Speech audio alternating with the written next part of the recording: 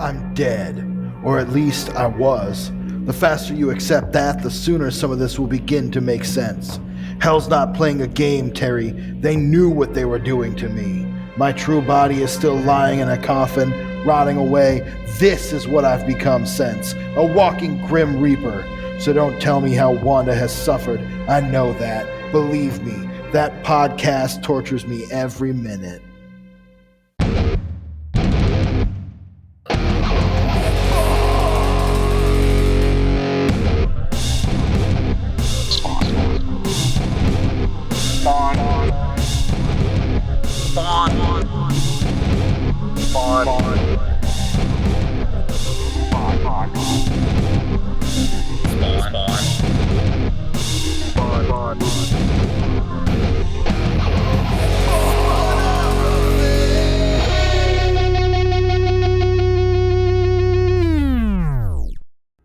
Welcome to another episode of Spawnography.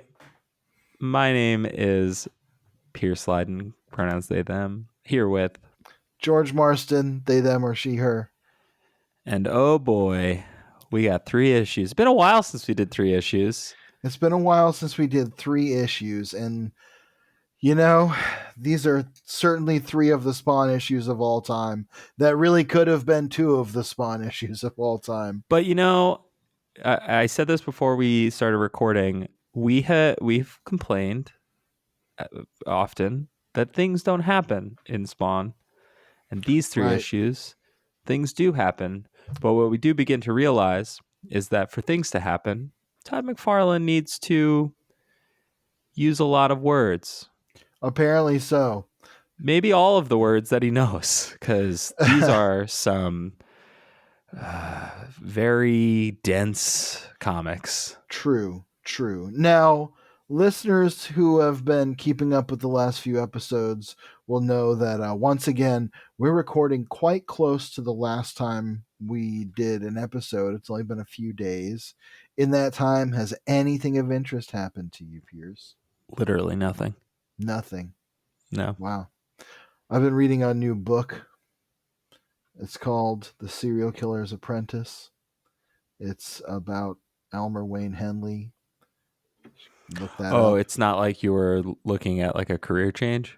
No, not in this case. Gotcha. I would never be an apprentice at over 40 years old. I couldn't bring myself to enter the game as anything less than a journeyman. So, you know, I recommend it if you like true crime. It's very dense and dry and extremely disturbing. So yeah, that's what I've been up to the last few nights, trying to sleep while listening to that. The only thing that's happened to me is I get kind of sick. So if I sound a little sick on this record, that's why I'm a little congested and a little sniffly. So well, that sucks. Yeah, a lot of sickness great. been going around these few weeks. I'm down with it. So that's fair. I know that you are quite disturbed. Waka waka. That's also lyrics from the song. These 3 Spawn issues, not as dense or disturbing as the comic or the book that I've been reading, but nearly as dry considering the amount of just words that are in these. We're back to super narrator Todd McFarlane, and I don't think he's ever been this bad. These are covered. Again, without the length of narration and the amount of narration that's in these comics, these 3 issues could have been 2. Yeah, I agree. Let's just get. I think we just need to get into it because there's a lot to get into. So I'm gonna jump right into the credits of Spawn number 55. Image Comics presents Sabotage. Story by I was waiting for that. Story by Todd McFarlane, pencils by Greg Capullo, inks by Todd McFarlane and Danny Miki, copy editor and letters by Tom Warzikowski, color by Brian Haberlin and Dan Kemp, dedicated to an old friend, Steve Olive. So still kicking at this time. Yeah, just still around. I assume this is kind of where he departed the title, though. Yeah, I didn't really get a timeline on it, but you're probably right. Oh, Also, I'm sure we'll see him again. I mean, yeah. You know what did happen, and sometimes we date these episodes just to jump back. John Cassidy passed away, oh yeah, and so R.I.P. R.I.P. Great artist. We should have seen a lot more art from him, and he should have been around to draw and do his thing a lot longer. What Never a drew bummer. Spawn. I looked it up. Well, see, we were deprived of that. That would have been sick. Honestly, would have been really good. But yeah, condolences to his mom and sister. Yeah. That sucks. He was definitely gone too soon. So that's our little dedication. And just to jump back to Spawn 55, boy, Well, we, surreal is how the yeah, story starts. where we last left our heroes, we had the sick image of Spawn on a throne of corpses, and Terry Fitzgerald found him in the depths of Rat City. And they became buds again, in a Yeah, way. they They hugged. started the process of making up by hugging, which, you hug it out. Yeah, Now, good start. on this first page, we get, in addition to a lot of narration, which describes a surreal feeling of watching of Terry Fitzgerald watching Spawn using a laptop, sitting on a pile of corpses. Most of what I do all day as a goth. Um, but in addition to that, we get some insight into Rat City here because we see that this is actually like tunnels that he's in that are like hellish carapace, like web like tunnels that stretch throughout what is clarified several times in the story as the Bowery. Now, Yeah, I think they're kind of skirting around the idea that it's underground at this point. yeah. It kind of has to be for it to sort of make any sense. Although I guess Right. there's just like a dumpster there. I don't know. There's And some daylight. apparently it gets good Wi-Fi in 1996. Yeah. Yeah. The first Wi Fi connection was in Rat City. They had high tech scientists working on it. Do you think Spawn can use his hell powers to get the internet? I mean, if I could use my hell powers to get the internet, my bills would be a lot lower and I'd be a lot happier. Spawn's just doing research here, and the craziest thing that he says, so he's like researching Jason Wynn. We're finally getting somewhere in terms of like the files that Spawn's been giving to everybody. He sort of lets us know what's in them, what the deal with Jason Wynn is, and there've been he's been taking profits from sales of the armament shipments that he's diverted and used the money to buy political favors. Okay, the line that killed me on this very first page is he's in Iraq too. That country used to hate him. The whole country. Ironically, they're just getting into a lot of what politics was in the 90s and a lot of what we were learning about international affairs from 20 years earlier in the 90s. Iran Contra, a lot of those things. And I think that's being channeled here. The idea being that Jason Wynn is funneling these high tech US armaments all over the globe in sort of these weird brokerage of peace kind of deals. It's very what do you call what's his name, Henry Kissinger ish, where it's like he's robbing Peter to pay Paul with these political favors and like creating this balance. And as we'll learn, he's manipulating the border of North Korea and South Korea and trying to engineer further conflict there that Spawn will get involved in. Yep. um Once Spoiler alert. again, the events of Spawn the comic will be so outlandish that if they happened in real life, it would be the dominant news cycle for weeks, if not months, if not years to come. Like there are like Benghazi level events here. 100%. And Greg Capullo doing everything he can to make Spawn on a computer look interesting for a couple pages here. He's got that one panel of the one big boot on top of this like crunched over corpse that looks all Yeah. like very garbage pail kids. And they're communicating in the one way that they know how, that everyone in Spawn shares in common, which is through the language of files. In this case, the files are in the computer. So in this whole scene, Terry's just kind of like looking around. Spawn is expositing out loud, and we're learning things based on these files, but they don't really talk to each other. A lot of time passes here, seemingly. It's weird. Like, it's just like not paced very well. And when you said at the beginning, like, these 3 issues could have been 2, this kind of could have been 1 page. It could have. Now, I don't mind them having that distance between each other where they're kind of talking near each other or around each other because of that hesitation they have as just kind of sort of very hesitantly rekindling their friendship.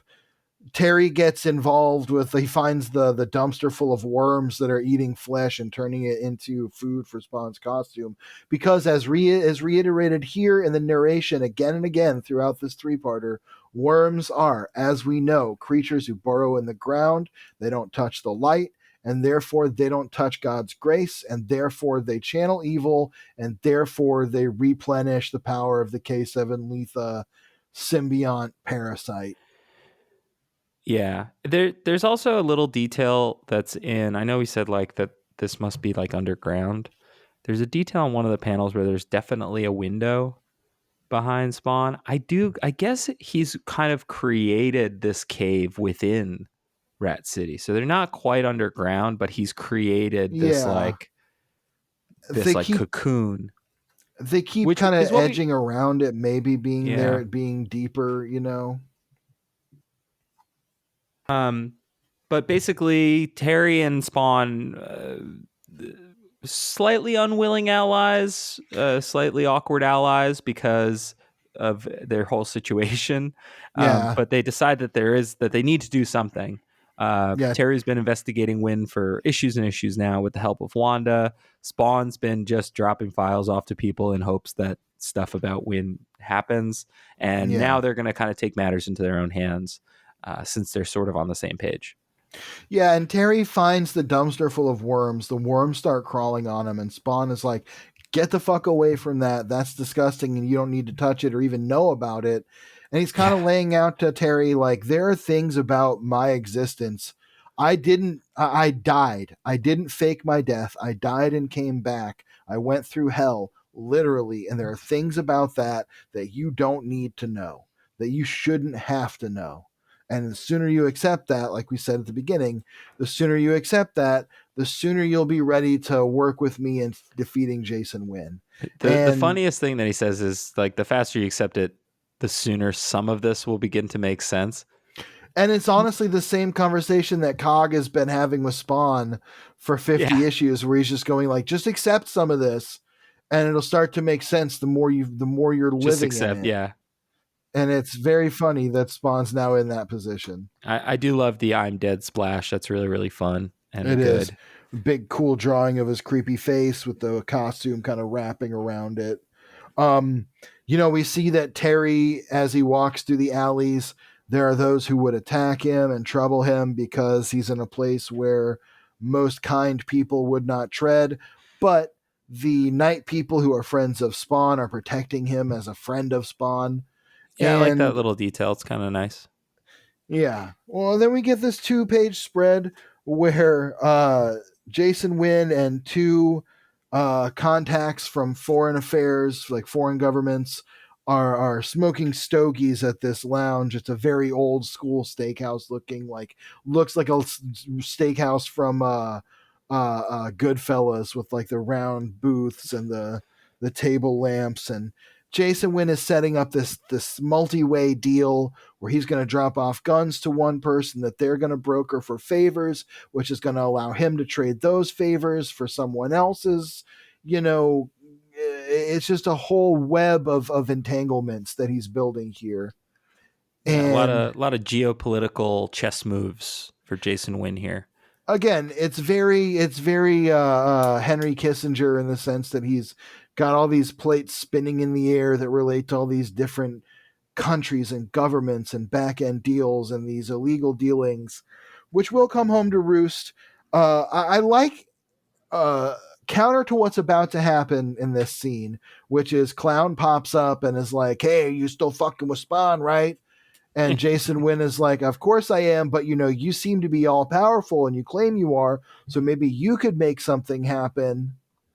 uh Clown's like, just keep fucking with him, I guess. Yeah. But counter to that, I like that there have been times in Spawn where we could have gotten a moment like Spawn and Terry reuniting and vowing to work together against Jason Wynn and not having it happen for another 7 issues. Like there have been times in Spawn where that's an easy gap for a follow up. And Yeah. instead, here, like you said, things are actually happening. We're going right into that storyline. We're going right into what that looks like. We're going to see Spawn Al Simmons go into action like he did as a Black Ops agent with Terry as his man in the chair. And it's a pretty cool sequence. I love Greg Capullo's rendering of the like commando Spawn. Oh yeah. It's like the Todd McFarlane one, but like leveled up Yeah, exactly. because he needs like more gear and stuff. He's got the like goggles and he's got the cape wrapped around his neck like a scarf, like he's hiding his face. You can see that Al Simmons is channeling his old life, and he hitches a 10-hour flight in the wheel well of a plane in the landing gear because he doesn't want to use his powers to teleport. We get a little power bar reminder. It's been a little while since he took a chunk out of that. Even resurrecting Terry doesn't seem to have taken it down too far. True. Yeah, it's kind of hung out in this like 6-7 range for quite a while. 6712 at the moment for those wondering. Yeah. We don't really tend to keep track of that too much out loud, but it's also because it doesn't come up consistently enough for us to remember to. Uh, No. We get a we reminder that he doesn't want to use his powers and he's going in anyway. I like that they give each other code names. Like Spawn's already Spawn, Right. so like whatever. But and I like that they're themed code names. So it's Papa One. This is Birthday Boy. I can see my present. Yeah, and they're talking It's about pretty what they're fun. going in to do is this rebel camp along the border between North and South Korea. I take to be North Korean rebels rebels against North Korea, I think. uh, are receiving weapons from Jason Wynn. And what Terry wants Spawn to do is go in and get the evidence and prove that Jason Wynn is sending them these weapons illegally, basically taking the Iran Contra affair and transplanting it onto the border of Korea, the two Koreas. Yeah. And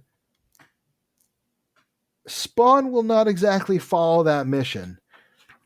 He does break in. It says that, ironically, even though what he's doing now is one of the things that has most fulfilled his mission as a Hellspawn, which is to kill people and send them to hell in the name of Malbolgia, ironically, this, by channeling his old life, makes him feel more alive than almost anything he's done to this point. Yeah, and this is one of the times when we've complained a little bit before, and that Al doesn't really know what the hell he's doing frequently. Right. Like he gets into situations that he doesn't understand his costume, he doesn't understand his powers. Here it feels like he just goes on instinct, and it even says like as a man, his success in this mission was highly probable. As a Hellspawn, it's a lock. So we get a bunch of fun pages of him doing his job really well. Sneaking Uh, in. And it says that these are butchers who slaughter men, women, and children alike, and that only fuels him on. So once again, the politics of whatever is going on here are just inscrutable. What matters is that Todd McFarlane needed there to be some sort of rebel camp where they're getting weapons illegally from the US, and he's sort of making them also very violent and amoral terrorists in the process. It's these kind are of the just bad meant guy action figures for your good guy action figure. it's very 90s action movie, like Arnold Schwarzenegger going in and killing people in Afghanistan or something like that. And it's not even clear what conflict it is or what side they're on. He's just there to do US violence. I'd argue it's almost more like Chuck Norris. Yeah, I mean You it's that know? whole that archetype of like Delta Force, exactly, where they're Yeah. just going in and shooting up these rebel camps, and it's the politics of the violence are inscrutable and hard to parse because the people creating those stories don't have any politics of their own or even actually understand what's going on. They're using the Yeah. broad headline version of this. And again, that's kind of Spawn 101 in a lot of ways. I do think this splash page, the first like big splash we get of like the full commando Spawn where he's running, one big boot down, the cape wrapped around his neck like a cloak and all the guns, that rules. That looks so cool. Yeah, it's really cool. And he's in a big warehouse, but as he kind of keeps going through and scans the boxes, he's not finding what he needs. And he thinks that they've been suckered. And he like kicks open one of the boxes and finds a bunch of weird sci-fi guns. He has a gun autism moment and realizes that the case for the grenades is way bigger than it actually would be for a case of grenades that size. And he's like, well, that's not right. Kicks it open, finds the sci-fi guns and proof. That page looks great. Again, that whole image of Spawn with the cross bandoliers and the big gun and all the spikes, the chains wrapped around his waist like a belt, looks primo. One of the best like alternate Spawn looks we've seen so far. I love the knife strapped to his one big boot because he probably could have put it on the other side. I know. And he's already got pouches on his leg, which he's no doubt filled with ammo here. He says, Papa 1, we've just hit pay dirt, physical identification confirmed. And then rather than doing what Terry set the mission as and just getting out of there, Al risks his life and the mission by setting a bomb to blow everything up. And he says it's not just about the mission, it's about revenge. It's about getting revenge on Jason Wynn. And here we can see where Al Simmons, especially now being dead, is willing to take much greater risks than Terry Fitzgerald as a living person with a wife and kids, because he is not just getting in and out covertly, he's sending a message back to Jason Wynn, and he's also delaying himself long enough that he has to get into an actual firefight with some of the rebels. Now it says the explosion can be seen for 30 miles around, which that's a big damn what explosion. What did he blow that thing up with? It looks like C4 or something, but like it doesn't look like a particularly big bomb. Well, I guess it's because it's a warehouse full of futuristic guns. I guess that's true. And they all really exploded. About that. Yeah. We got to check in with our talking heads. We get the CNN take, which is that, these two armies are at war. There was that's now declared a disaster site.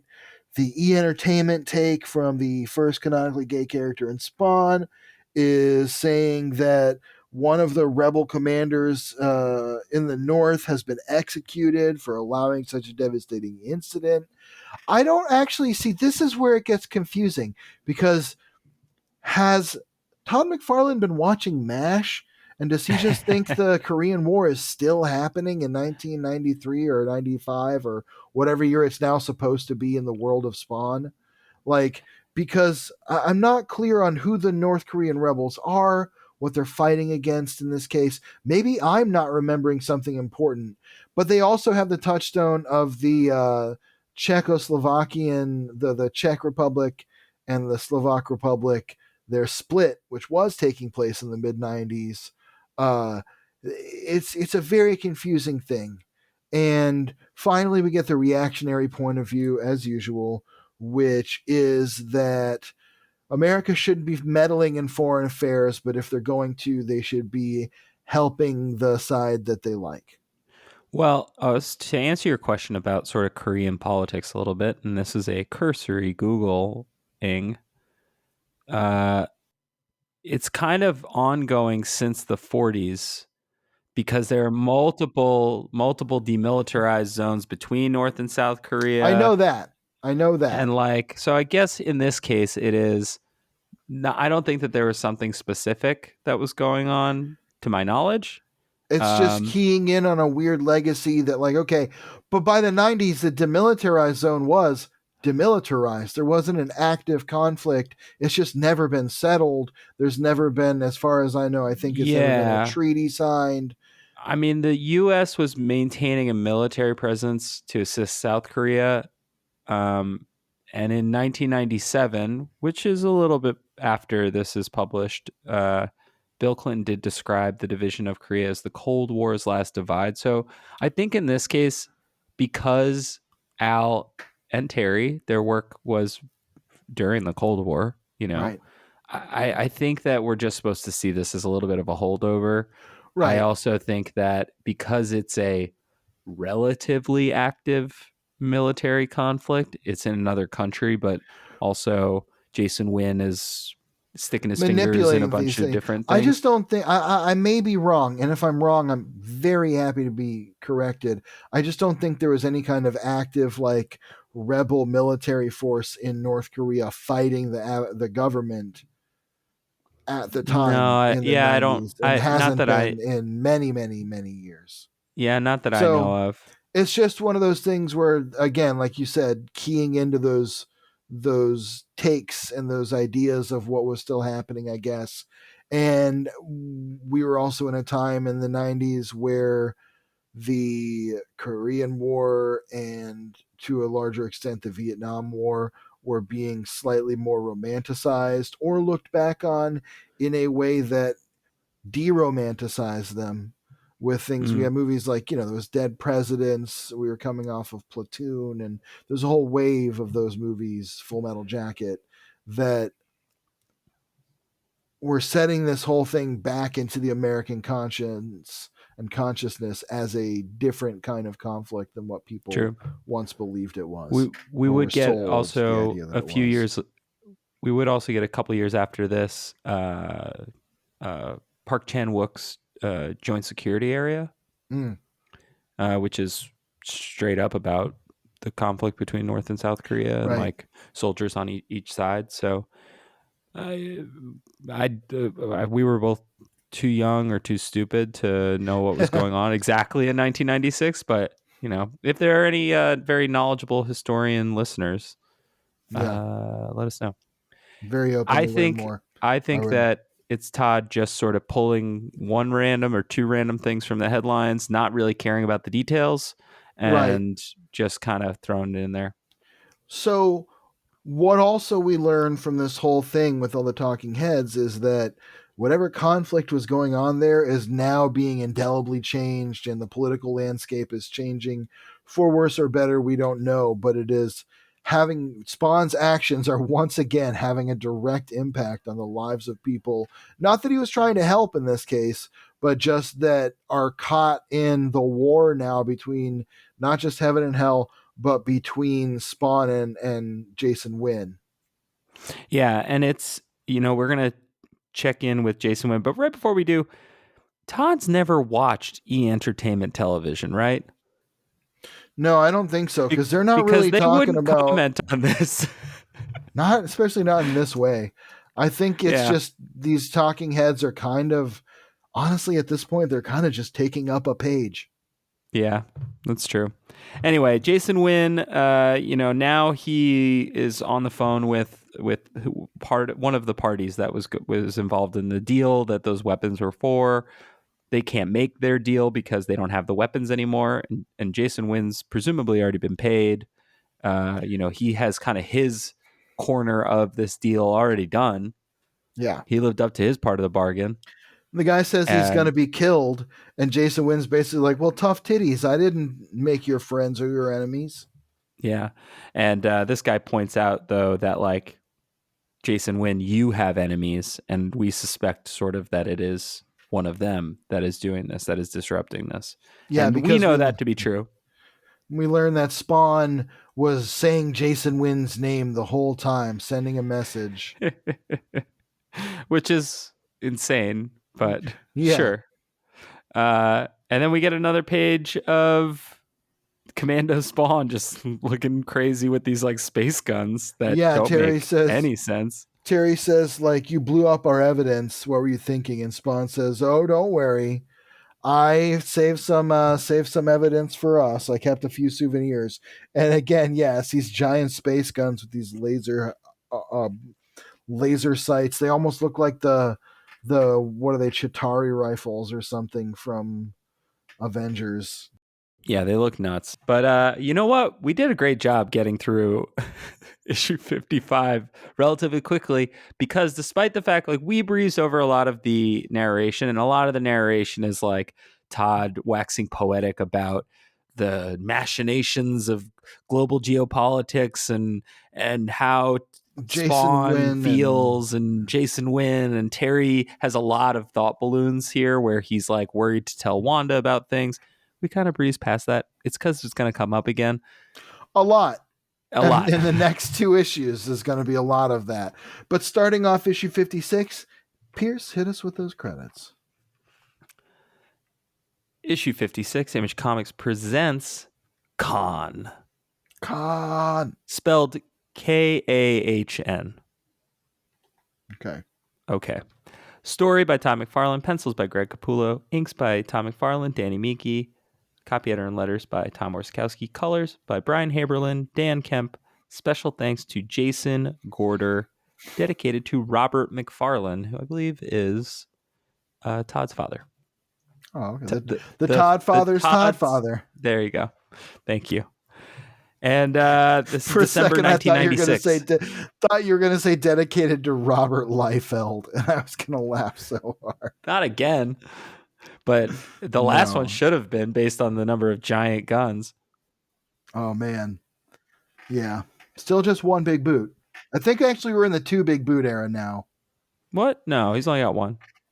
He's only got the one big boot. I know he had two big boots at one point, at least. Sometimes he gets drawn incorrectly, but his costume's a symbiote. It can have two big boots if it wants to have two big. Yeah. Boy. Oh boy, yeah. This issue sucks. I'm going to say that right now. I try not to just as rarely as possible. I try to just lead off with like, this comic sucks. But this issue sucks. It's hard to understand. It's hard to read. And frankly, most of it is just filler. What's happening here is we have Colonel something or Major. It's Major Forsberg. Major Forsberg, who is being held in prison by Jason Wynn. He has nightmares of his family, his wife and son, who were killed by someone or something connected to Jason Wynn, also which he perceives as Genghis Khan. And it's a very Bill and Ted's Excellent Adventure vision of Genghis Khan. Like, it looks just like that. These pages, I should say Genghis Khan. I'm sorry. I'm so sorry. It's Genghis Khan. Is it Genghis Khan? It's Genghis Khan. Is it It's not Genghis Khan? No, it's Genghis. Okay. Genghis Khan. And that's not a GIF situation. That's just a technical pronunciation. Oh, all right. Great. Good to be probably less offensive than this is. I don't know how this is offensive. It feels like it might offend somebody. I don't get the connection here. So listen, I'm going to be real. I'm going to breeze over a lot of this issue right now. I'm going to say first, I like the red lettering. I like the red coloring with the black and white kind of art. I like the way these pages look. I like the stylistic choices in showing his captivity. The story that they're telling. It's just that the captions are confusing. They are bewildering. I get that it's meant to be somewhat bewildering because this guy's mind is fractured. His memories are weird. But the big point of this issue is that for whatever reason, this guy is being held in captivity by Jason Wynn, and Jason Wynn, either by his own hand or by his order, had this guy's family killed, and he is equating the killer with Genghis Khan. Now, the impression that I kind of get from this, and it's confusing and I could be totally wrong, is that it's Al Simmons who killed his family.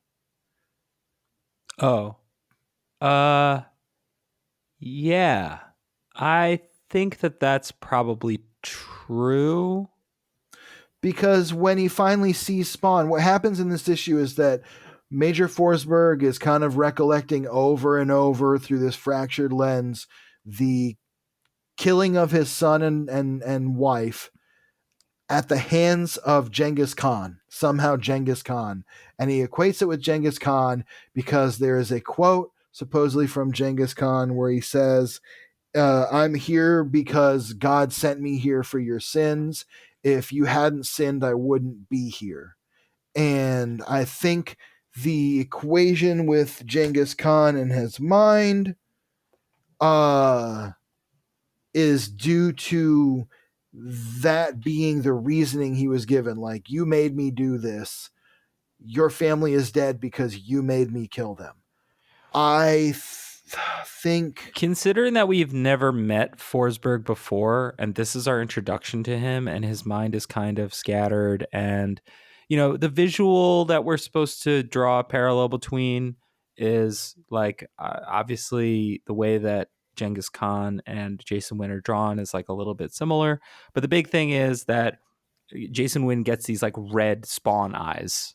I can't really explain them better than that. Instead of the green spawn Yeah. eyes, they're red Yeah. Spawn eyes. So meant to eventually draw some parallel that when Spawn does meet Forsberg, that maybe he will be but that's maybe where we're supposed to draw the parallel between Al being the one that killed his family. It's not super clear. And also, I guess like he does know what Jason Wynn looks like because he worked for him also. I think I'm just taking it a step too far because you're right about the red eyes. I think the idea is that Al is breaking into this facility to take out Major Forsberg because Terry says that he has information that will help them finally get the revenge they want by bringing Wynn to justice. Throughout the whole thing, Forsberg is hearing the carnage that's happening outside his cell as Spawn is coming through. And when he finally sees Spawn's eyes, he equates them to the eyes of quote unquote Genghis Khan. I think that what's happening is he's seeing that Spawn is a killer and that he is cold and that he has some connection to the world of Jason Wynn. I think it's Jason Wynn who's supposed to be the one who actually killed his family. I could Yeah, be wrong about that too, but I that's think where you're I'm at right. now. I think you're right because there is a caption that says Wynn said Lori screamed asking them to spare Brian. I don't think Wynn was by himself, maybe. Right. And so that's why I'm like, was Spawn there? Was it Al Simmons? Because we also know that Al Simmons doesn't take kindly to people, as we just read in the last issue, who kill women and children. There are some cool artistic choices here. The page where it's showing Wynn pulling Forsberg into his inner circle, and it's got like the world bleeding and all that stuff. Where it says, Khan once said before slaying a dozen high priests, "I'm the punishment of God. If you had not committed your great sins, then God would not have inflicted me upon you." I think that's why why he's making the equation with Genghis Khan. Um, but honestly, I like kind of the next bit where the eyes really do become this motif that comes up a bunch of times, and like how he says like I must check as he's hearing the commotion, and we right, get these like staccato panels of eyes, and he says like not him or him, they're not empty. Like he's right. trying to clock. That's where he knows what Jason Wynn looks like. I think you're spot on that the killer must have been Spawn or another hired Right. Someone Jason who Wynn goon. has that same killer look in his eye. And we Right. know that Spawn definitely does at this point. He's got Right. the black heart of death, whatever that means.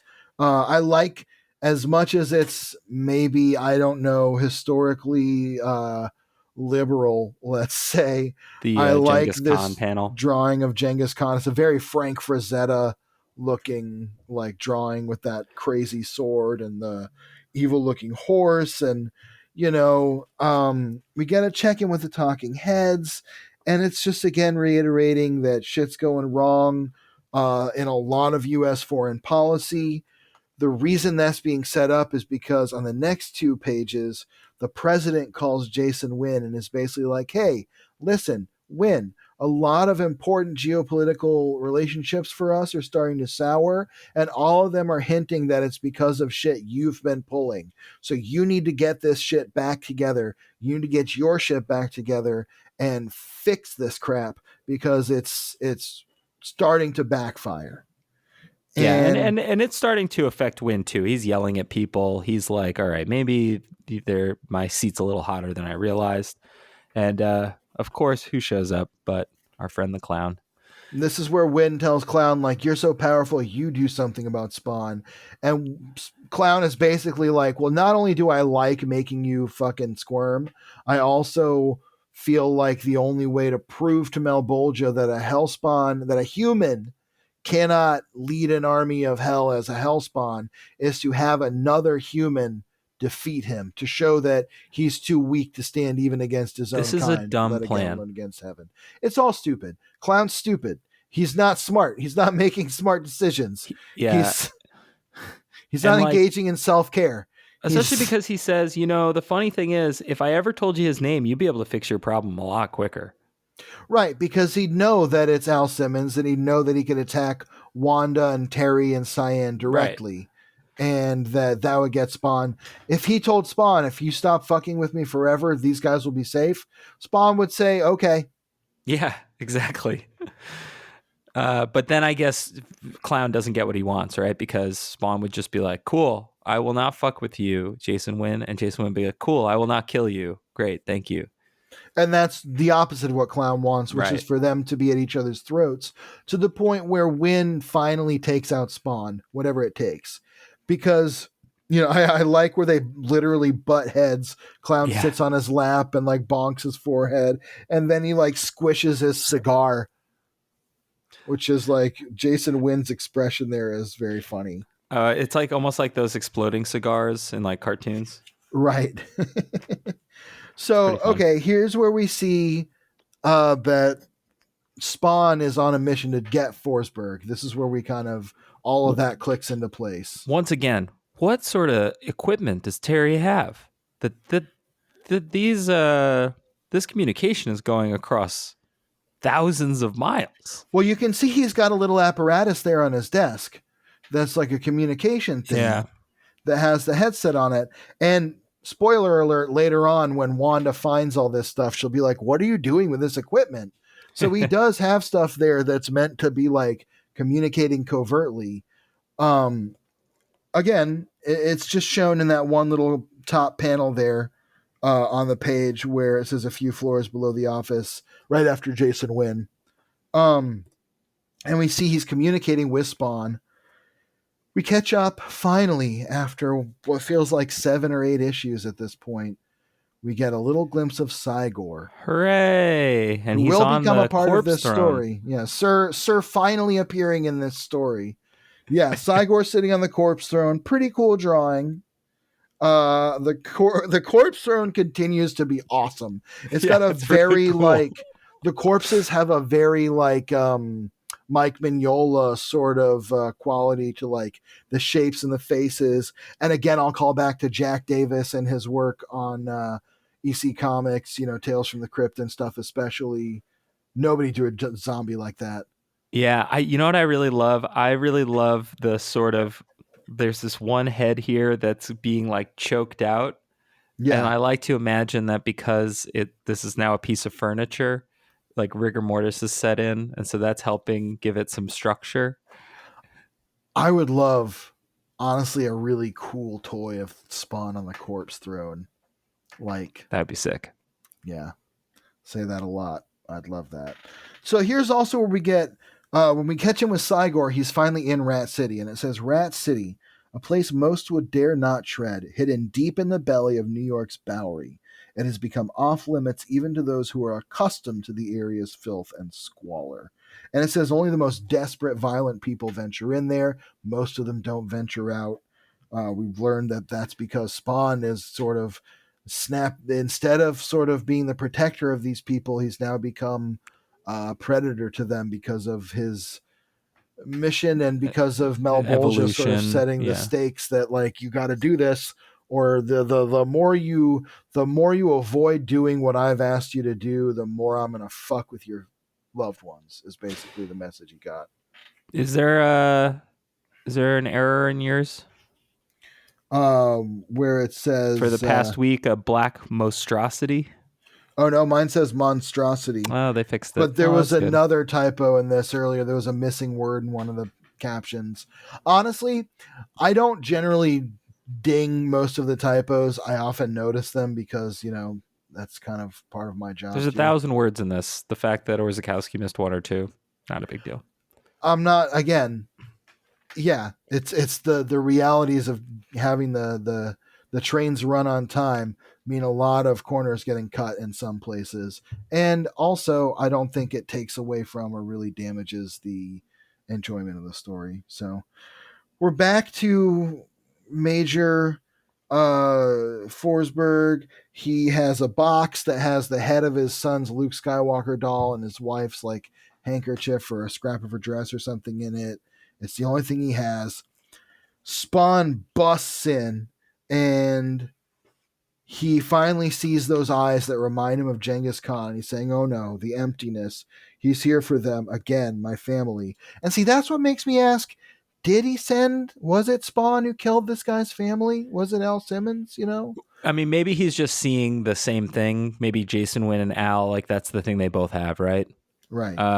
I do like this sequence where he's seeing the red, and we're using the red of the lettering as like the trigger kind of color Right. for Forsberg. That's pretty fun. The this is all.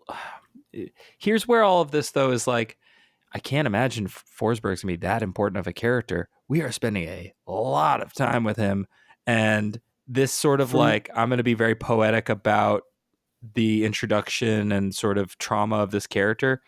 Yeah, it's an interesting framing device, maybe in a different book that doesn't need to like.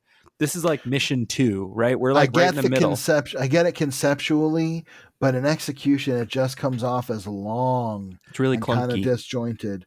I do like this big double page spread of Spawn reaching out to Forsberg. I think again another kick-ass drawing of this commando version of Yeah, Spawn very cool. looks sick. Every time I like that every time we get a big Spawn moment in these issues, it looks awesome, and that will continue on. Forsberg is dragged out kicking and screaming. He accidentally drops his box, and even though Spawn hears his pleas to go back and get it because it's the only remnants of his family and his previous life, Spawn, maybe because of the black heart of death or because of his own drive to complete the mission the way that he used to do with unfeeling, uncaring, sort of ferocity, doesn't give a shit and leaves it sitting there on the floor. And Forsberg is dragged crying out of the cell. And Well, that will that's the take thing. I us. mean, Spawn's not super mindful of stuff like that.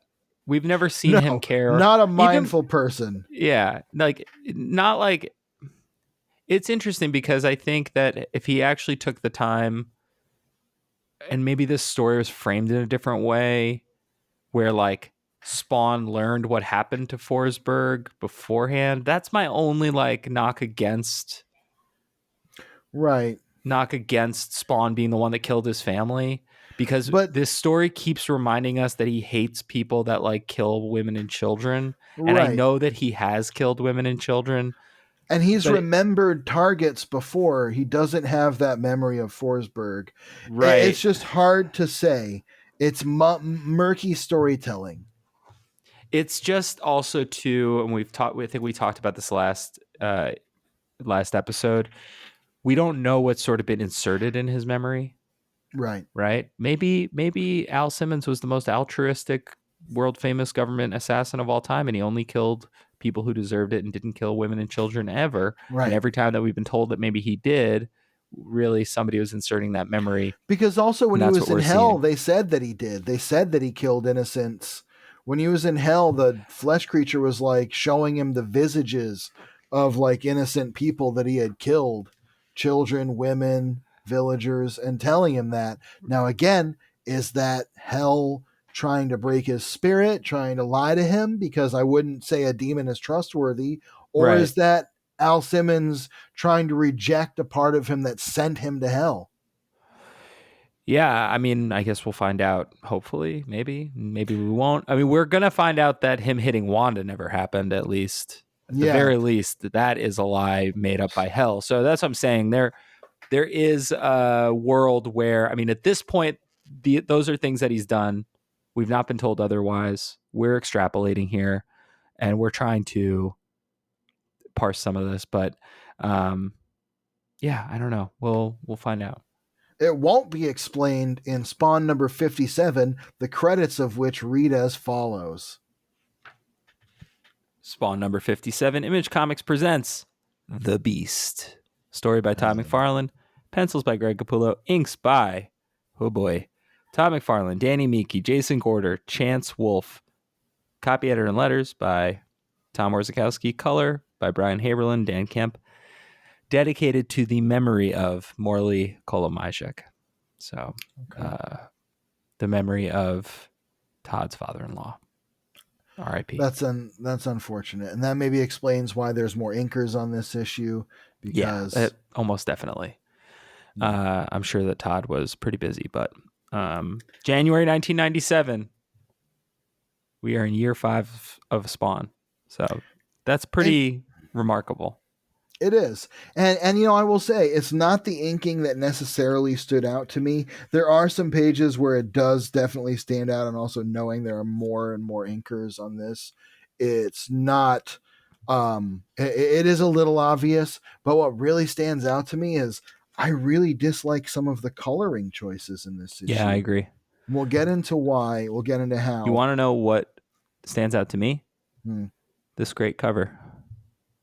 Yeah, classic Spawn and Cy-Gor finally locked in battle. And I will say that cover does pay off in this issue. We will Hooray! finally get to Spawn versus Cy-Gor after what, 20 issues almost, it feels like, of them like sort of edging towards each other with longer and longer stretches of not even seeing Cy-Gor. Uh, Yep. so we're opening with Spawn now having Forsberg, who is still thoroughly disturbed and traumatized and not making any sense, trapped in his alley in the back of Rat City, still sitting on his throne of corpses, his ever evolving throne of corpses. He's lamenting to Terry, who's on the other end of their communication equipment, that Forsberg seems useless. He says he's lying and crap, playing a psycho game with himself. And, you know, Terry's trying to reason with him and say, like, he's been rotting in jail for years after his family was killed. If I wasn't so damn worried, paranoid that Wynn might be watching me, I'd put Major Forsberg someplace less nasty than your chamber of horrors. Spawn also tells him Terry expresses concern that it's going to be freezing that night, and to make sure Forsberg makes it through. And He says Spawn the says, cold doesn't penetrate down penetrate here. down here. So that's That's the what makes me think underground it's thing. partially Yeah. underground, like, because that's like a subway tunnel. True. That's You true. know, Uh, I didn't mention this, but are you aware of who the name Forsberg is a reference to?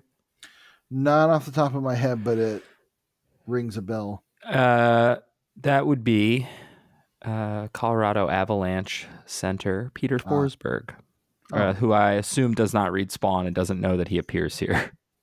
yeah, we're gonna have to assume that he did not get $1 million settlement out of Todd McFarlane, because Yeah, if everyone who Todd McFarlane name checked in one of these issues did, Spawn would not exist anymore. We'll tell you that. very true.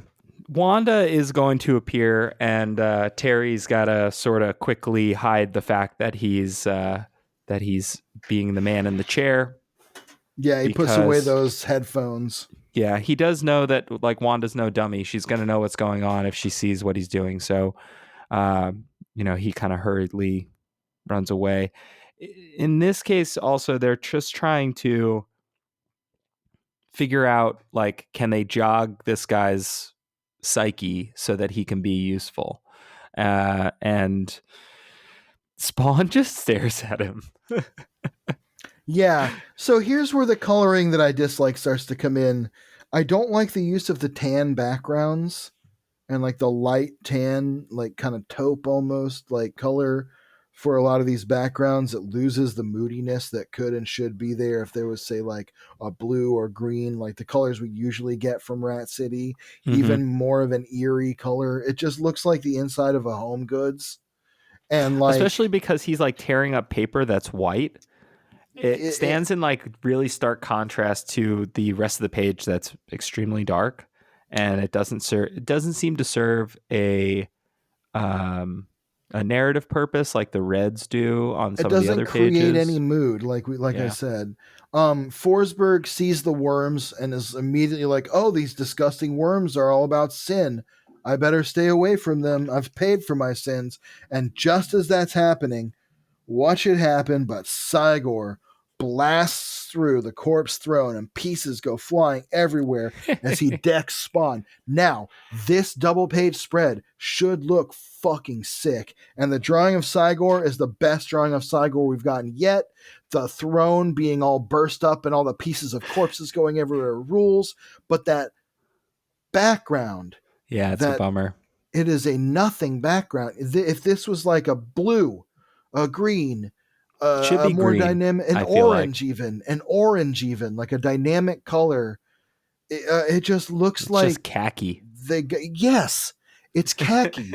It looks like the most boring house you've ever been in that has white vases full of white flowers. You know, And it it's actually, despite the overall like rendering being really fun and it being a really cool illustration, the corpses are all that kind of color. So they sort of end it up takes them blending away. in. Yeah. Exactly. It takes away from that. So you don't get there are these little red, I love the red eyeballs in the Yeah, me corpses. too. See the red eyeball go flying off on the left there. Honestly, the drawing is amazing. It's so awesome. Leans so well into the like horror movie side of Spawn. And Cy-Gor looks better than he's looked yet. But and I think even better than he will again in this issue still. Yeah, it's It's great. kind of a bummer. But the coloring does take away from it. I do like the little screaming head on the side there underneath Yeah. the shoe. I like that one a lot. I like the guy. I like that there's like an eyeball popped out towards the bottom and Yeah. like a guy's like The nose and motion stuff. and the movement is just really there. Yeah, it's great. We get a little fight between Spawn. They brawl back and forth for a couple pages. The cape gets big again. The chains come out. This is a pretty classic Spawn alley fight. You know, they're going back and forth. Cy-Gor thinks he's got him on the ropes. Spawn heals thanks to the worms. A whole cloud of bats Yeah, flies that's down cool. and envelops him, and he sort of reconstitutes after Cy-Gor tears his cape apart a little bit. You know, I'll say that this fight scene, this is where some of the narration you could probably get rid of half of it. Oh, I for just want to sure. see the fight. For Like, sure.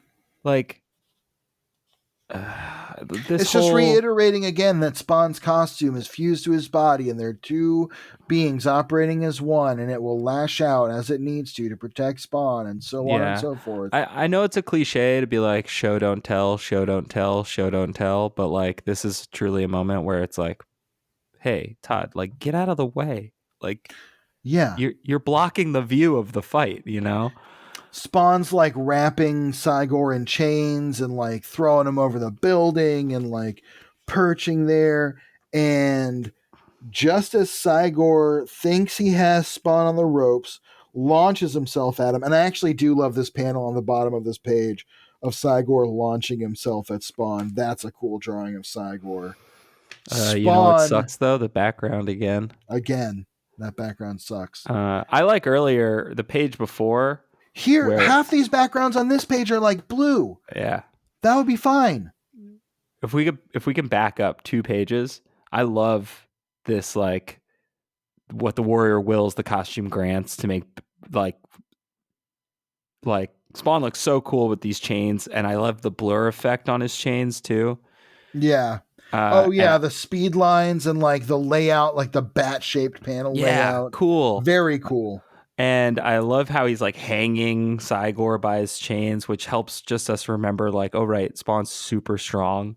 Yeah. Uh, and I love this like freak. Come on, freak. Let's see what you're made of. As he's like, you know, it's great. It's a really fun.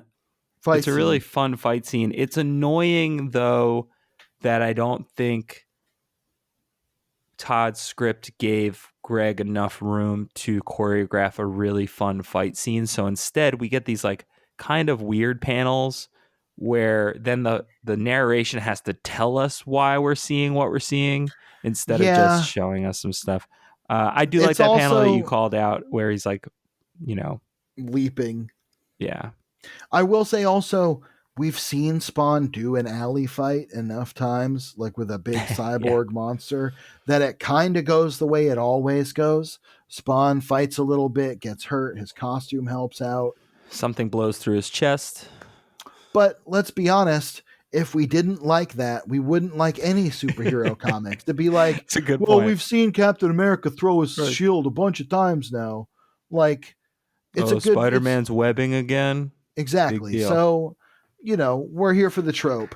But this time, the hole in Spawn's chest comes not from Cy-Gor impaling him, as we've seen in every other fight, but because the bats, He the shoots evil bats out of bats him. that once reconstitute him, he unleashes the fucking bats. And they fill every orifice. Cy-Gor's every orifice, it says, blocking his oxygen. So he's got bats up his ass. That is that is the most terrifying superhero attack that has ever happened. If you told me there was a mutant whose only power was that they could summon bats that fly up your ass, I would be like, not fighting him, not fighting him, not fighting him. I mean, yeah. I I like really like that panel too because you can see his like mouth stuffed with bats and like the the bats worms on flying in his his mouth, eyes. worms crawling out of his It's nose. great. Yeah, and this next panel where the bats are engulfing him, Cy-Gor looks cool, and I like when they render his fur like this. That's a very kind of almost Paul Pope sort of like inking style there on Yeah, that one top panel. We get Forsberg recognizing Cy-Gor and being like, oh, moment of clarity. I read a file on Cy-Gor. The power of files once again. I laughed out loud when I read that page I because I know. was like, of course. He read a file and he somehow remembers it. It hasn't been erased by his years of solitary confinement. So we get this critical moment about Cy-Gor and why he's been hunting Al Simmons. We learn that Cy-Gor has been following Al Simmons because even though he's been separated from his actual body, reincarnated as a hellspawn, everything he's been through, he still has the same soul, the same essence. And that's how Cy-Gor is able to detect him through something called instinct that drags him there.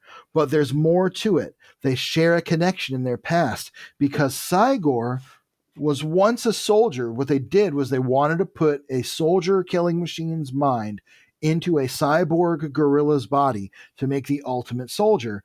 The soldier they used was one of Al Simmons' old allies. His name was something I can't pronounce. Konechki. Yeah, Mike Konechki. And And the reason that he gets targeted is because he's looking into to Al's he starts to catch wind disappearance. that Al Simmons' disappearance is not what it seems. And Right. Jason Wynn can't have that, so he has him turned into Cy-Gor.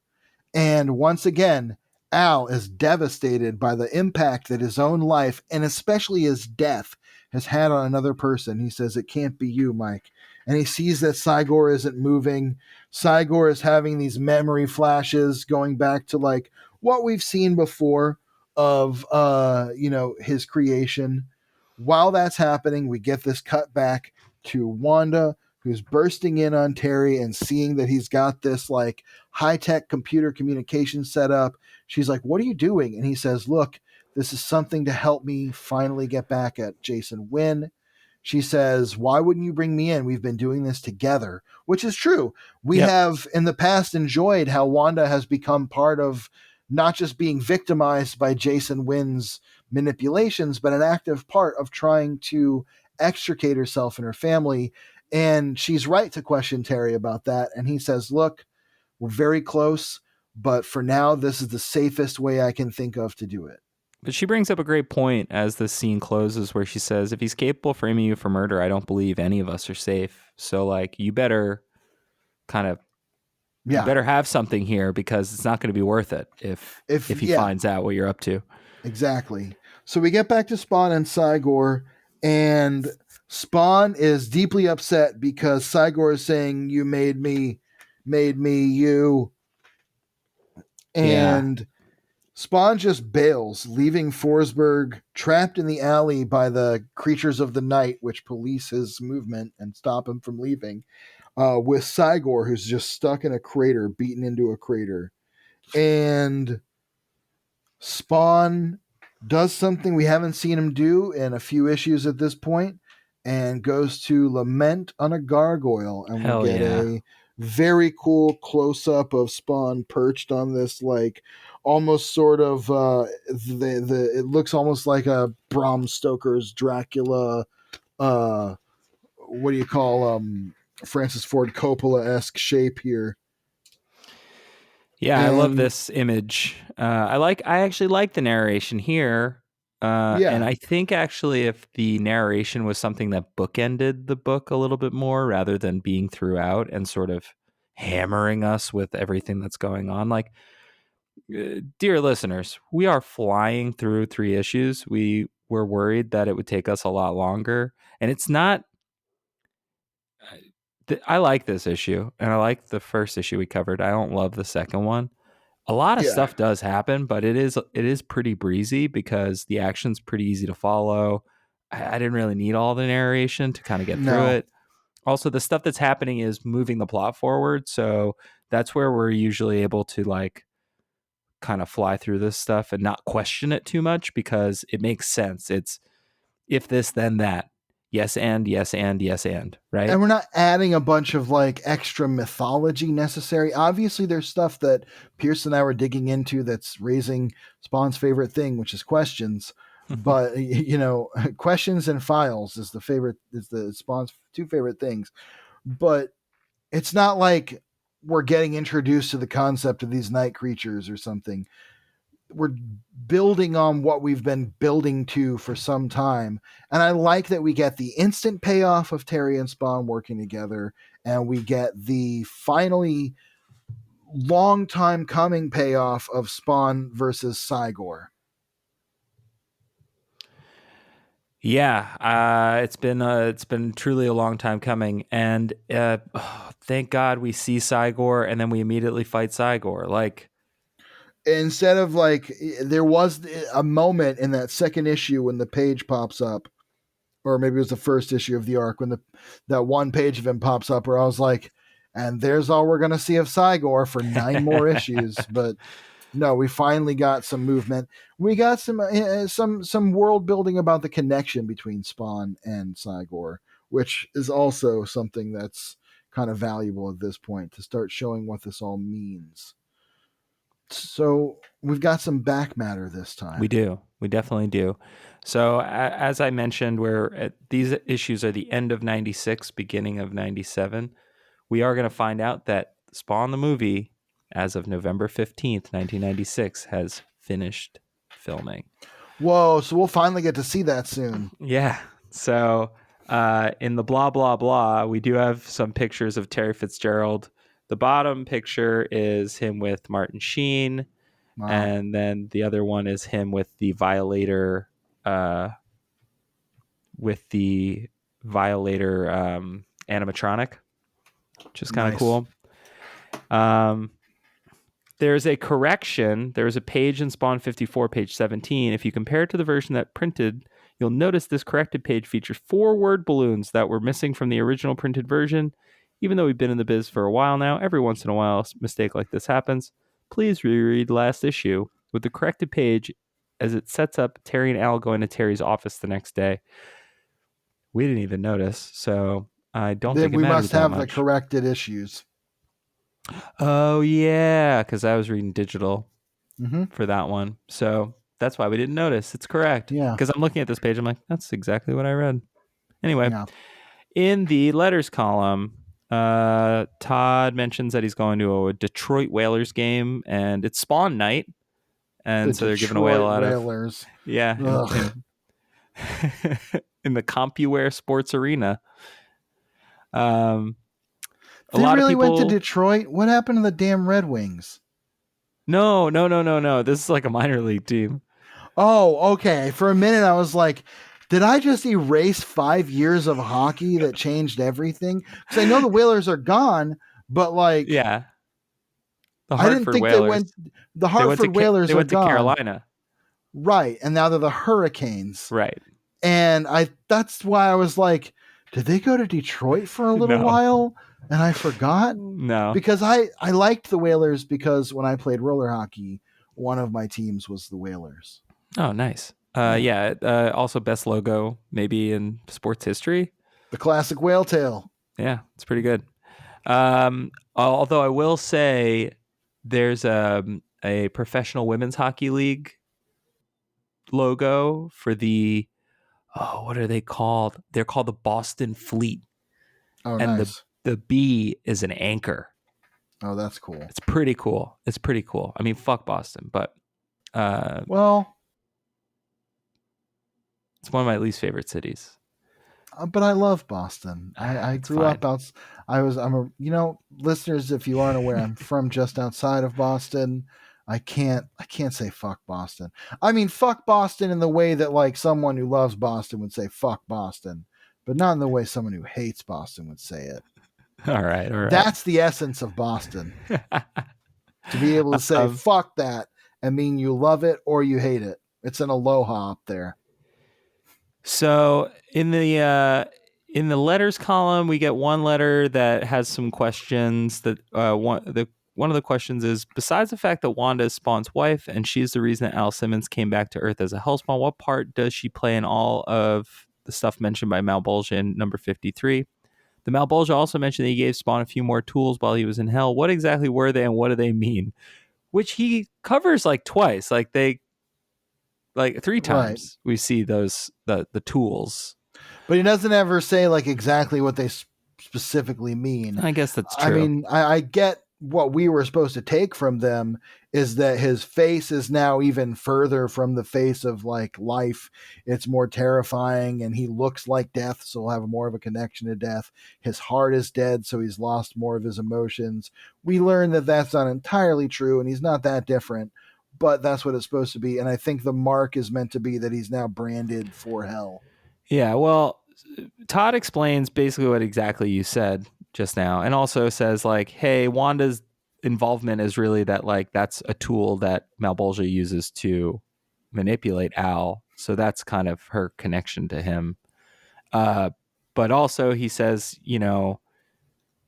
this, if you didn't understand what I was doing with the tools, then like that's on me. Sorry, I told that part of the story badly. Which, Todd, you don't have to do that. Right. Context clues will eventually explain these things to readers. I mean, we got it. I just explained it. Yeah, exactly. A lot of people really liked issues 53 and 54 as we did.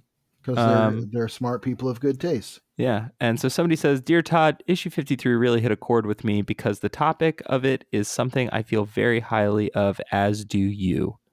Loyalty. This is a topic that isn't discussed too much in the industry, but at the same time, I feel it's one of the most important things to discuss.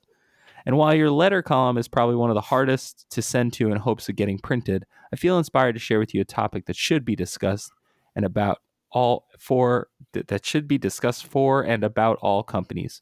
My loyalty to you started when I was a teenager, really getting into comics, see your work on the Hulk. My loyalty, by the way, loyalty is in quotes every time. I don't know why. My loyalty continued as I followed you to Amazing Spider-Man, then Spider-Man, and now to Spawn. Through this, I noticed you put a great amount of care not only into your art and your creations, but also into the fans that support and enjoy what you bring to your audience. During your run on Spawn, my participation has truthfully wavered. I enjoyed the book up until you stopped doing the pencils, which left me kind of disappointed. You brought in Greg, who's done a wonderful job, and it was a change of pace, one that I didn't like too much at first, but I remained loyal. and continue to see where you went with the book, and I'm glad I did. Greg on pencils and you on inks brings such a great look to the book that I will go back on my first judgments and pronounce I'm enjoying the book now more than ever. I can tell that this guy has read Todd McFarlane comics because he writes a letter like he has read Todd McFarlane comics. Yeah, he sure does. But I agree with the sentiment somewhat. Like I've discussed this many, many times, and I'll say it briefly right now. I was not a huge Greg Capullo fan. I was kind of not a Greg Capullo fan before we started really getting into his work on Spawn. And now I'm like, fuck yeah, King Capullo. Let's see it. Let's do more. I love it. Yeah. And I'm really enjoying the modern work I see of his now even more. So fuck yeah. Hell yeah, Greg 100%. Capullo. And Todd thanks him and says, like, just because money can be made from a product doesn't mean one should do it. This is where the word exploitation comes in. I could easily raise the price of this book and not see much of any change in the sales, but why should I? Personally, I don't need the extra money. Well, that won't be true for much longer. Right. So yeah, he just thanks him for that. That one, yeah, that's kind of the only thing in that issue. In the next issue, we get to see a picture of Terry Fitzgerald with a kid who is wearing the like green and black Spawn hockey jersey, which is really cool. Oh, hell yeah. Yeah, really, really sick. And also LeVar Burton's in here. Nice. Next to somebody wearing a red Spawn hockey jersey, which is cool. Because he read Spawn. Hey. Oh, and then there's a Darkchild prelude in the back of this. Great. So there's no letters. Great. And the Darkchild team would be... Oh, no, there are letters. I'm sorry.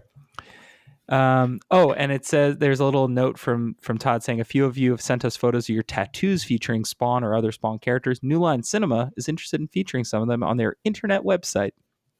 Their internet website? Yeah.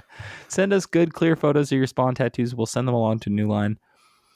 The letters themselves are... There's a funny one from a 15-year-old named Dan Carrera from New Westminster, British Columbia, who says, I can't wait to see the movie of Spawn. I bet it's going to be wicked. Whoever cast John Leguizamo as the clown should have read an issue of Spawn before making that decision. Clown should have been played by DeVito or that dude who plays Newman on Seinfeld. Oh, my God. John Leguizamo, awesome as clown. Well, that's just about all I got to say. Just one more question. Is there ever going to be Comic-Cons or Spawn conventions up in Vancouver? I'd love to go to one. He said on the movie front, Todd says, on the movie front, I personally wasn't over enthused when I heard John Leguizamo had been chosen for the clown. But I have to tell you, once you see him in costume, any concerns you may have had are instantly dispelled. The makeup and fat costume he wore on the days he was shooting took over 3 hours to get in and out of. And you'll look at him just like you did Eddie Murphy and the Nutty Professor and believe that this man is actually fat. Eddie Murphy, you'll believe a man is fat. That should have been the tagline for Spawn. Yes. After seeing... I looked up one of those Spawn hockey jerseys, by the way, one that's like black and green. Yeah. And it's fucking $400. Yeah, there's not too many of them out there. It's sick, though. After seeing John do his thing in person, it's hard for me to think of anybody except John being the clown. Make up your own mind when you go see the film. And then another kid is mad. He's an ex-fan who thinks that Spawn... he quit when Capullo became the full-time penciler. Wrong. He said, yeah, as we've covered. He says, Todd McFarlane, thanks for betraying your fans. Back in 1992, Wizard #1, I saw a glance at what was to be Spawn. Need I say more? Looked great. When I got issue 1, I was totally enthralled. The story was great. Okay. The art even better. The colors more vivid than comics before, and the quality great. I read every issue up until 16 when Capullo signed on as penciler. What's your problem? I was accustomed to the long McFarlane stints like an Amazing Spider-Man and Incredible Hulk. Then you go and bomb out like that. Then along come the toys. More and more that loosely follow the comic to exaggerate. Now, years later, I pick up a comic and you say the Spawn movie is going to be PG-13. How are we supposed to see Billy Kincaid get stabbed to death with popsicle sticks and pipes in a PG-13 movie? Basically, I'm trying to say, thanks for being a sellout. You just lost yourself a huge fan. Oh yeah, I know you're not going to print this, but please take the time to read it if your busy schedule of eating potato chips and watching hockey will allow for that. P.S. Here in California, a lot of people feel the same. Angry X fan, RC, Quartz Hill, California. Okay. Another 15-year-old, I have to imagine. But Oh, for sure. Todd writes, it was always my intent to try and take Spawn out of the world while trying to keep some sort of sensibility about him. What the fuck does that mean? One of the things I've come to live with in my 12 years of being in the business is that there are those within the comic book community who forget that there's a whole world outside of our gates, a world outside our window, as one might say, if they work for Marvel. Um, in the only perfect world, John Byrne would still be drawing the X-Men, Frank Miller would still be doing Daredevil, and Stan Lee and Jack Kirby would still be doing their thing on Fantastic Four. The fact of the matter is, time marches on. Believe me, when I made a balance in how I'm going to spend my days, the decision I made to not draw Spawn was a decision that wasn't taken very lightly. Given the amount of control I have over the projects, making Spawn a PG-13 movie was just another way of exposing him to as many people as possible. Just because a movie's PG-13 doesn't mean you'll have to concede any vital story parts. It just means you won't hear a lot of cussing or see a lot of nudity, neither of which is in the Spawn comic anyway. The HBO program will be far more adult-oriented than the movie. Maybe there's something there for everyone. Ultimately, if you don't like something, then you should just stay away from it. Spawn isn't satisfying you anymore. Walk away from it. Go find something that you like. I mean, can't blame him for keeping his integrity there. Just being like, look, man, if you don't like Spawn, you don't have to fucking read it. Which is he's been pretty consistent about that since the very early issues. Like, if you don't like it, I don't care. Yeah, this is not for you if you don't like it. Yeah, but like, you can keep lining my pockets. The last issue that we covered today does not have letters at all. However, it does have 4 pictures of Terry Fitzgerald with Kiss. Oh, fuck yeah. That was right around the time they were doing the Kiss action figures, too, the Psycho Circus figures. So they went to Japan and hung out with Kiss. Wow. Before Kiss went to New Zealand and Australia for some shows. So, wow. Cool, I guess. We do get an ad for the next arc of Spawn. It says, the high cost of playing God. The most anticipated sequel in Spawn history. After Spawn impulsively tattooed the words, I beat my kids, all over the body of Eddie and Andy's dad in Spawn issue 29, he swiftly left town. He had no idea this rash act set off a chain of events that led to the boys, not really the boys, just one of them, killing their father in self-defense. Now the 2 youngsters trek to New York in search of Spawn, and once again, Andy and Eddie find their destiny entwined with Spawn's. So that's what you have coming up. I'm not looking forward to that. Poor Eddie and Andy. There's the ad. Oh, yeah, boy. Typically, but listen, it's a different 30 issues later. It's a much different Spawn, right? He sort of has learned. That was things. 30 issues ago. Fuck, man. Spawn flies when you're reading Spawn. It's true. I think that pretty much sums it up. We did a great job getting through an issue of that length. Yeah, I know. Well, Pierce, while we're here, final thoughts. It's weird. We grouped these three issues together because they do tie together, right? They've got some threads. One thing we've noted before is that Spawn tends to not have arcs that are like part 1, part 2, part 3. They just have like 3 random names, and you're like, all right, I guess it's these. I don't know. I think Todd's trying to stretch his writing skills, and he loves Frank Miller, which we know, and Frank Miller loves fucking captions. That's true. And so I can see what's happening here, which is like, as Spawn is delving deeper into the darkness, Todd wants to have a little bit of control of that further than just the art, right? It's easy to make the art dark. That's fine. But he doesn't want to it's kind of what he was saying about things being PG-13, right? There's no nudity in the Spawn comic. I would say that of the Image books, it's really the least cheesecakey. It's really the least sexualized. Even in the moments, there are a few moments where it is, right? Where we get like... It does come out, but it's not like a focus. It's not like Savage Dragon at this point where there's like crazy sexual shit in there. Yeah.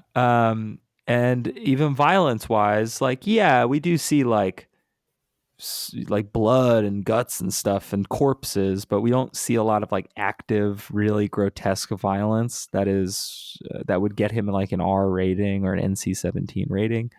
Um, these books don't even have ratings because it's a little bit before that's really a Right. thing. Obviously, the Comics Code is not going to sign off on these, but like, yeah, I think there's a want to keep this like PG to PG-13, and the narration now puts in your head maybe some of that R-rated Right. gore, or you know It's that. always telling you there's something more disturbing than you're actually seeing a lot of the Yeah, time.